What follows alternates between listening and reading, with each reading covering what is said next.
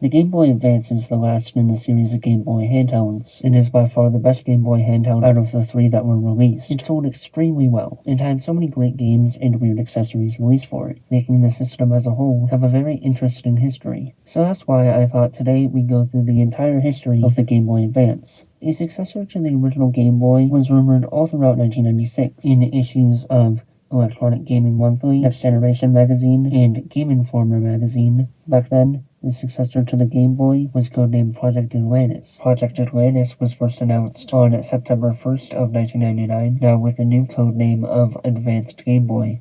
Really? That was the best codename you could have come up with?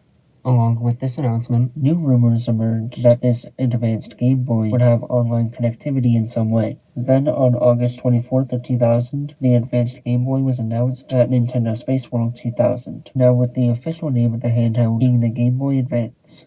The Game Boy Advance launched 11 months later on June 11th of 2001 in North America, and at launch cost $100. 6 games were available at the GBA's launch. Those included games like Choo Choo Rocket, Army Men Advance, Kenobi Wings of Adventure, Dodgeball Advance, Konami Crazy Racers, Fire Pro Wrestling, Ready to Rumble Boxing Round 2, Iridion 3D, GT Advance Championship Racing, Earthworm Jim, Pitfall the Mayan Adventure, Tony Hawk's Pro Skater 2, Rayman Advance, Namco Museum, Super Mario Advance, Castlevania Circle of the Moon, and F-Zero Maximum Velocity. Overall, this selection of launch games was decent. This selection of launch games ranged from forgettable to pretty good. In terms of the good launch games, those were games like Namco Museum, Super Mario Advance, Castlevania Circle of the Moon, and F-Zero Maximum Velocity.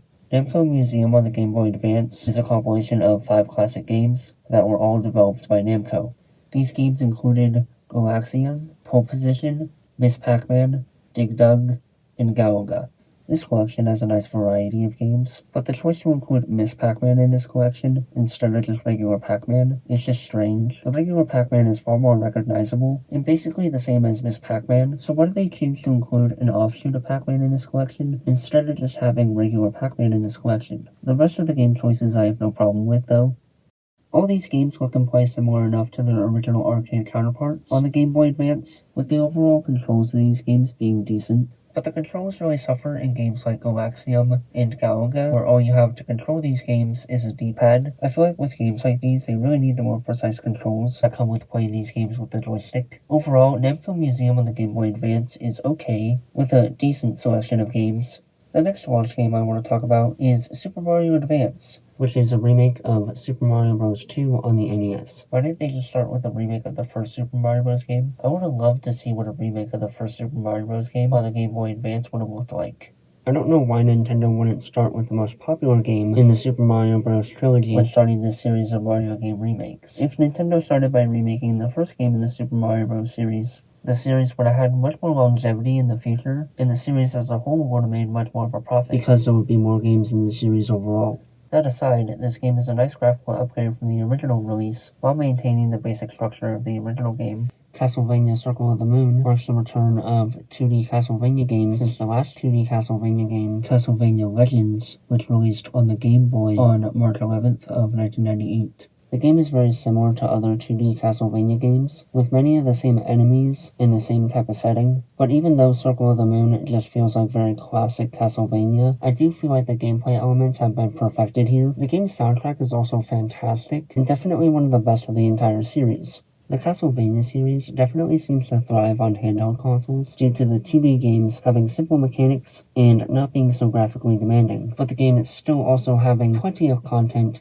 to make for a great gaming experience, and Circle of the Moon is no different. F-Zero Maximum Velocity is the first ever handheld F-Zero game. It runs well on the Game Boy Advance, even with it being a fast-paced racing game, which I find surprising. I would have thought that since the gameplay is so fast-paced, the Game Boy Advance would have trouble running the game, but it runs just fine. With those games, you can also play every single Game Boy and Game Boy Color game at launch because of the GBA's backwards compatibility. 1 month after the launch of the GBA, on August 27th of 2001, Mario Kart Super Circuit released. Mario Kart Super Circuit marks the first time that Mario Kart was on a Nintendo handheld, and for the first Mario Kart game on a Nintendo handheld, and the third game in the series, it's pretty good. The game keeps the same roster from Mario Kart 64, and the track selection is pretty solid. There are a total of 20 courses in Mario Kart Super Circuit. All these courses have pretty simple designs, and can easily be compared to course designs found in Super Mario Kart, but the Super Circuit courses are still good, simple fun. In terms of game modes, there aren't many in this game. For game modes, all we have is Grand Prix, Time Trials, and Quick Run. Sadly, there's no battle mode in this game. The game also has 4-player multiplayer via the GBA link cable, just like F-Zero Maximum Velocity. The game was also developed by Intelligent Systems and published by Nintendo, which I find strange, because no other Mario Kart game before or since Super Circuit has been developed by anyone other than Nintendo. Mario Kart Super Circuit is nothing special, but it is decent for being the first Mario Kart game on a handheld. The next notable release on the Game Boy Advance was Advance Wars, which released on September 10th of 2001 in the US. That's almost unfortunate timing. Anyway, Advance Wars is a strategy RPG where you try and capture enemy troops or take over the opponent's base. You play as the main character Andy, who is a part of the Orange Star Army, and you mainly spend your time battling the Black Hole Army, along with battling other armies like Blue Moon, Yellow Comet, and Green Earth. The gameplay of Advance Wars is pretty straightforward, but personally, I'm not a fan of how slow-paced, turn-based RPGs like this seem to be. Those types of games just don't really hold my attention for very long. But I do appreciate this game in retrospect, because we don't get very many turn-based RPGs anymore. Following that, we had Golden Sun, which came out on November 11th of 2001. Golden Sun is an RPG adventure game that was developed by Camelot, who is most known for making the majority of the Mario sports games. Golden Sun is a game where you venture around and battle creatures using magical abilities, and throughout the game you gain more magical abilities. Along the way, you also solve puzzles. This game is actually impressive graphically, with the game having cool weather effects and spell animations. The gameplay isn't really anything special, but it does have a turn-based battle system just like Advance Wars, but I do think the game looks good graphically and has some nicely stylized combat. My only complaint about this game is that I wish the puzzle solving was pushed more towards the forefront. Sonic Advance is the first in a series of 2D Sonic games that released on the GBA, with the first entry coming out on February 3rd of 2002, and was published by a development studio with one of the funniest sounding names that I've ever heard for a development studio. Sonic Advance is a solid Sonic the Hedgehog game, even without taking into account that this game is on a handheld. The game has many unique zones that are specific to it, like Secret Base Zone, Ice Mountain Zone, and Egg Rocket Zone, that have some great visuals and are fun to speed through. Sure, there are other zones that are derivative of other zones that appeared in previous Sonic the Hedgehog games, but as a whole, this game has a great selection of zones to run through. I also like the special stages in this game. The special stages in this game have Sonic fall through small circular hoops and collect rings, making it so you have to navigate a fully 3D space. And having fully 3D elements in a Game Boy Advance game is pretty impressive. And present in this game is most of the main cast that appear throughout the Sonic the Hedgehog franchise, like Amy, Knuckles, Tails, and of course, Sonic. Overall, the first in the series of Sonic Advance games gets a lot right, and will define the rest of the Sonic Advance series moving forward. Super Mario World Super Mario Advance 2 is the second game in the Super Mario Advance series, and this game released on February 11th of 2002. It is a remake of Super Mario World, which released on the SNES. Now, compared to the first game in the Super Mario Advance series, it didn't do much to improve Super Mario World with Super Mario Advance 2. All they changed about Super Mario World is the aspect ratio, but this game still looks and plays very similar to the Super Nintendo version of this game. Shifting focus to our first notable accessory that released for the Game Boy Advance, we had the Nintendo Ereader, which released on September 16th of 2002. The Nintendo Ereader was an accessory that was used to scan cards that would give you extra content in games. All these cards for a specific piece of content would usually come in a pack. You can also play a variety of NES games via Ereader Cards, and these NES games would come in a pack of 5 Ereader Cards. In terms of the types of games and extra game content that we saw released as Ereader Cards, the first notable release for the Ereader was Manhole E, that released on September 11th of 2002, which is a single Ereader card that, once scanned on the Ereader, would let you play the classic Game & Watch game Manhole on the GBA in all of its glory. The next release for the e-reader that is worth mentioning is Animal Crossing E, which was a set of 20 e-reader cards that came in packs of 5, released in 4 separate waves. The first wave of cards released on October 31st of 2002. Card Pack 2 would release on January 21st of 2003, Card Pack 3 would release on March 11th of 2003, and Card Pack 4 released on April 30th of 2003. It is a shame that only the first card pack released in the US, but I don't think you were missing out on too much with these card packs. These cards would unlock new characters and design aesthetics for Animal Crossing on the GameCube. Next, we had Mario Party E, which was a complete Mario Party game that was completely contained on Ereader Cards, which came out on February 18th of 2003. Since the whole game is contained on e-reader cards, this makes this the most inaccessible Mario Party game. These e-reader cards contain all of the playable characters and mini-games within them, so to play this game, you have to swipe dozens of e-reader cards. For a game series that is known for simple fun and appealing to everybody, Mario Party E fails at both of those things. Pokemon Battle E is a series of e-reader cards that released in waves, starting with the first wave of cards that released on October 20th of 2003. There were a total of 5 sets that released as a part of Pokemon Battle E, but only the first set of cards released in the US. The first set of cards adds new content to Pokemon Ruby and Sapphire, like new trainers to battle, food for your Pokemon to replenish health, and increase stats in the form of berries, and battle records to show all the trainers that you've defeated across both games. It's a shame that only one set of cards released for Pokemon Battle E in the US, but I guess the 6 packs of cards that released here in the States is good enough. Lastly, we had a number of NES games that released as e-reader cards, like Pinball, Baseball, Golf, Tennis, Balloon Fight, Clue Land, Donkey Kong Jr., Donkey Kong 3, Urban Champion, Ice Climber, Excitebike, and Mario Bros. Each of these games was released on a set of 5 e-reader cards. Now, finally getting back to Game Boy Advance games that released on cartridges, we had Yoshis Island Super Mario Advance 3 that released on September 24th of 2002. This was a remake and a portable version of Yoshi's Island on the Super Nintendo. This game looks pretty good graphically and controls pretty well, with not a lot of major changes being made to the SNES original. Except now in the GBA version of Yoshi's Island, you can carry 27 items at the same time, as opposed to the 25 items you can carry at one time in the Super Nintendo version of this game. After this, Metroid Fusion came out. Metroid Fusion is the 4th game in the Metroid series, and released on November 17th of 2002, the day before Metroid Prime released on the GameCube.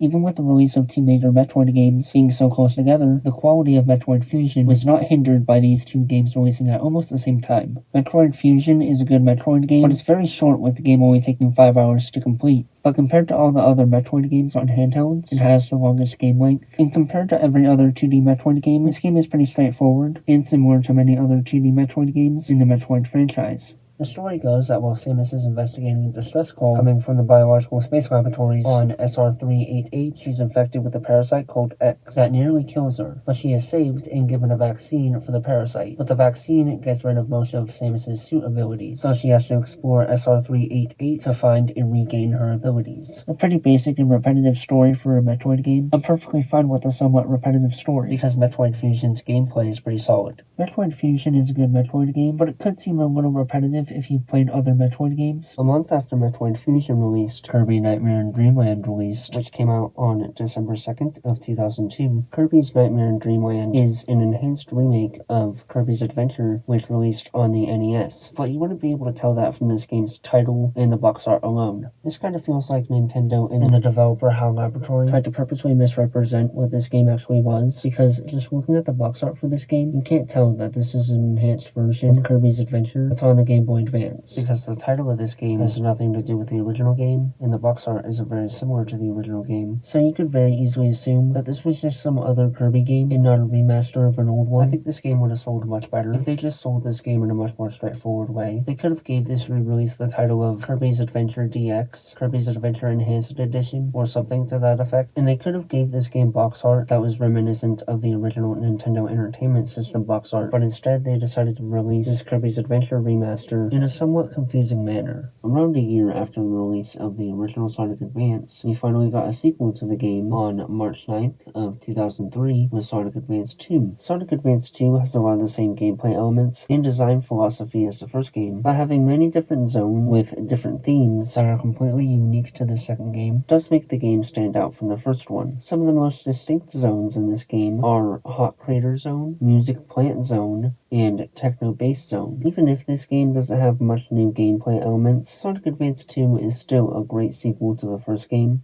After this release, Pokemon Ruby and Pokemon Sapphire released on March 19th of 2003. These were the first set of Pokemon games on the Game Boy Advance, and Pokemon Ruby and Sapphire sold a combined total of 16.2 million copies, which is pretty decent for a set of Pokemon games. Because of how many combined units these two games sold, they became the best-selling Game Boy Advance games of all time. Pokemon Ruby and Sapphire really pushed the idea of trading Pokemon with your friends across both games because of the existence of the GBA link cable. It would probably make the player feel like they're missing out if they only have one of these two games, because each of these two games has their own set of Pokemon. But that's how Pokemon has always been since the first set of games came out, and that's how it always will be. But these two games on their own are both perfectly fine. On March 23rd of 2003, we got our first revision of the Game Boy Advance with the Game Boy Advance SP. The Game Boy Advance SP has a slim form factor, is compact, and has a clamshell design. Overall, this design looks very nice and sleek.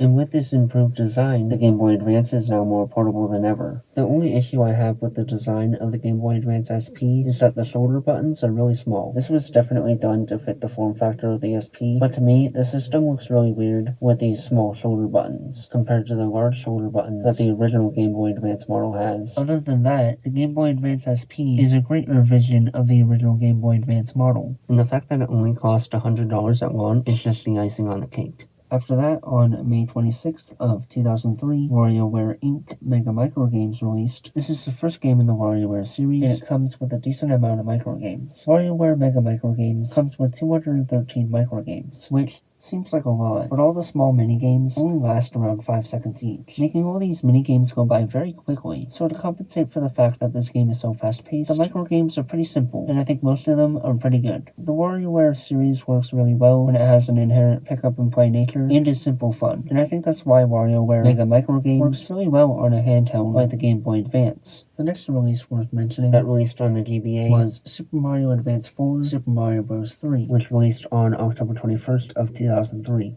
Why there are two separate numbers in this title, it really hurts my small brain. They really should have dropped the Super Mario Bros. 3 part of this title. It really doesn't need to be there. It would make the game's title less confusing. I think they should have just simply called this Super Mario Advance 4, because I think the box art gets the point across that this is a remaster and a port of Super Mario Bros. 3. Anyway, the game itself is very similar to Super Mario Bros. 3 on the NES, like the title of the game would imply. This remaster does improve the visuals of the original game though. Also, the aspect ratio has been changed from the 4:3 of the original to instead an aspect ratio that fills the screen of the GBA, like all the other games in the Super Mario Advance series. This will be the last game in the Super Mario Advance series, and they did end it on a high note with a remaster of one of the best 2D Mario games. After Super Mario Advance 4, the next notable game that released on the GBA was Fire Emblem The Blazing Blade, which came out on November 3rd of 2003. This game would be the first Fire Emblem game to release on the Game Boy Advance in North America, and the second Fire Emblem game released on the Game Boy Advance in general.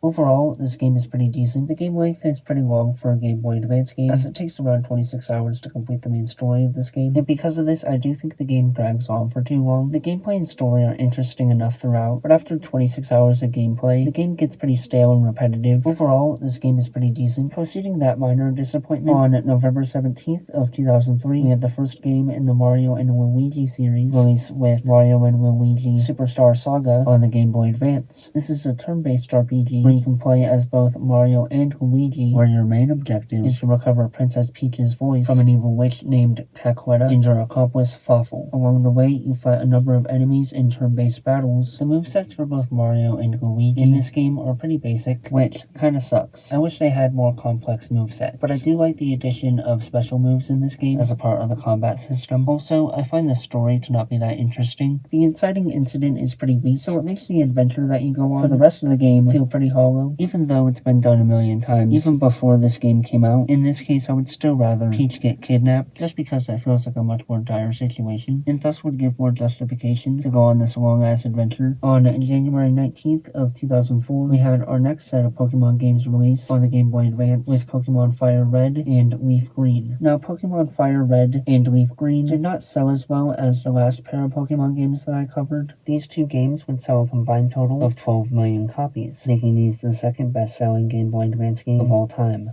Who could have seen that coming? The best-selling games on the Game Boy Advance are mainline Pokemon games. After that release, we had Metroid Zero Mission on February 9th of 2004. Despite its new name and branding, Metroid Zero Mission is just a remake of the original Metroid on the NES with updated visuals and gameplay. The visuals have been improved quite a bit, but the gameplay hasn't been changed much as a whole, but there are a few added features in Metroid Zero Mission that were not present in the original game, like an in-game map and a diagram of Samus's suit that shows you what items you have equipped. In my opinion, this is a much better version of the first Metroid game because the game looks much better graphically and overall is less confusing to play. Starting on June 2nd of 2004, Nintendo released a series of NES games on the Game Boy Advance. This series of re-releases of classic games from the Nintendo Entertainment System will be labeled the Classic NES Series. There will be a total of 12 titles that released as a part of the Classic NES Series, and these games will be released in two separate waves. The first wave of releases in this series would take place on June 2nd of 2004, with 8 games releasing in this series at this time, with Donkey Kong, Bomberman, Ice Climber, Excite Bike, Xevious, The Legend of Zelda, Pac-Man, and Super Mario Bros. All releasing on this day. All these games look good and play well on the GBA compared to the original NES versions of these games. The first wave of the Classic NES series has a good mix of first-party Nintendo games and third-party games. I do like that they made Xevious a part of the Classic NES series. It's such an oddball pick, and many people don't talk about this game very much compared to all the other games that are a part of the Classic NES series. All in all, this first wave of the Classic NES series has some great quality titles. Shortly after that plethora of releases, on June 7th of 2004, we got our final release in the Sonic Advance series with Sonic Advance 3. Sonic Advance 3 has some great zones, like Ocean Base Zone, Toy Kingdom Zone, and Chaos Angel Zone. All these zones have very distinct themes and are very colorful. Other than that, there isn't much to say about this game that I haven't already said about all the other games in the series. Preceding that, on October 18th of 2004, Kirby and the Amazing Mirror released. Kirby and the Amazing Mirror is the first wholly original Kirby game on the Game Boy Advance. This Kirby game has a Metroidvania-type style, which I really like. The game itself is extremely colorful, which is nice to see for a Kirby game, and all the different levels in this game are very visually appealing. I really like all the copy abilities in this game, but I'm not a fan of how many there are. There are a total of 26 different copy abilities in this game, which is quite a lot.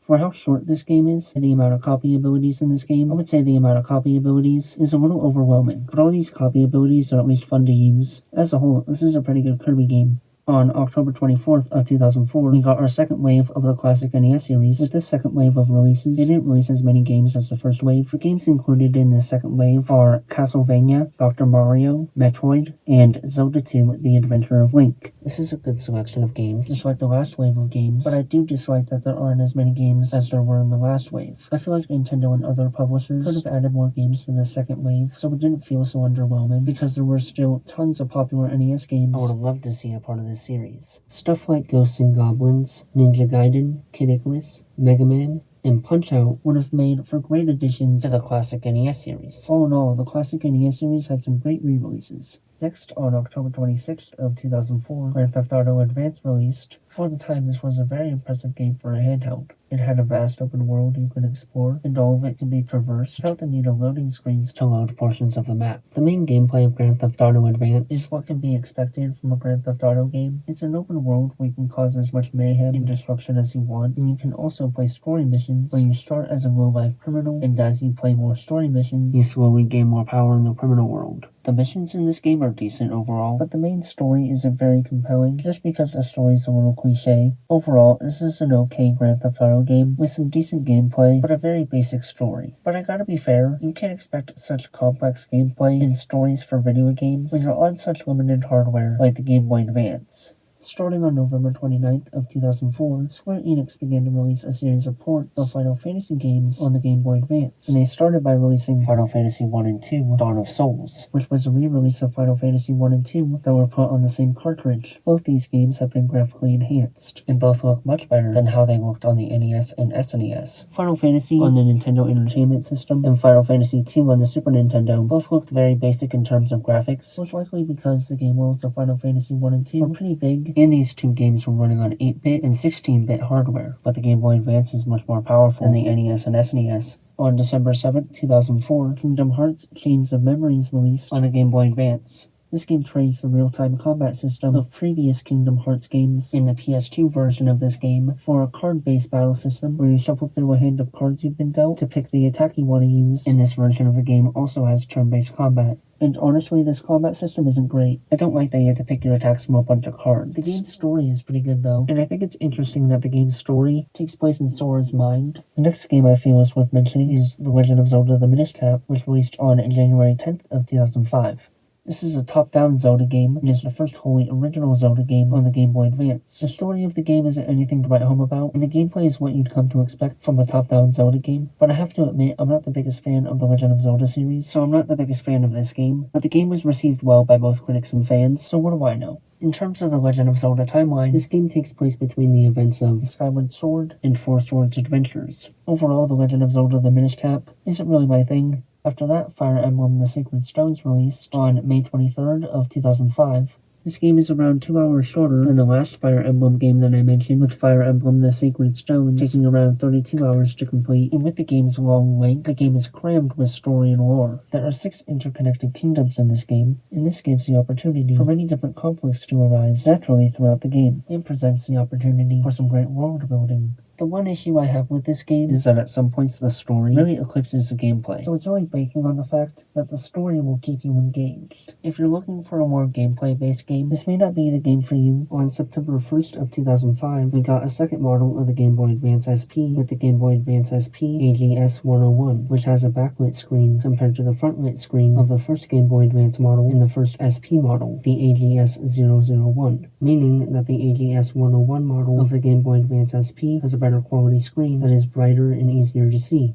2 weeks after the release of the new model of the Game Boy Advance SP, we got yet another revision of the Game Boy Advance with the Game Boy Micro, which came out on September 19th of 2005. The Game Boy Micro, as you can probably guess, was a super small and compact version of the GBA. It has a super small but very vibrant and clear screen, and unlike the other versions of the Game Boy Advance, the Game Boy Micro can only play Game Boy Advance games. The Game Boy Micro also doesn't work with most GBA accessories, and with that form factor, go figure. With the Game Boy Micro having so many cut features that were present in other GBA models, it is nice that this sold for $100 at launch.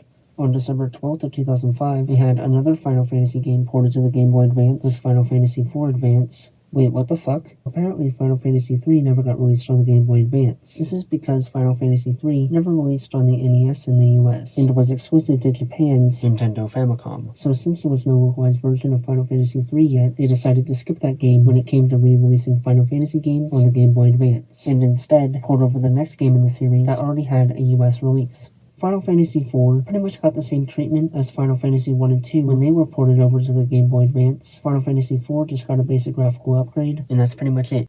11 months later, on November 6th of 2006, Final Fantasy V Advance released. It also got the same treatment as the last 3 games when it was ported to the Game Boy Advance. 8 days after that, the first Sonic the Hedgehog game was ported to the Game Boy Advance on November 14th, 2006, now being referred to as Sonic the Hedgehog Genesis. This was released to celebrate the 15th anniversary of Sonic the Hedgehog. Sonic the Hedgehog Genesis is a pretty basic port of the first Sonic the Hedgehog game, and is the first time Sonic the Hedgehog has been playable on a Nintendo system.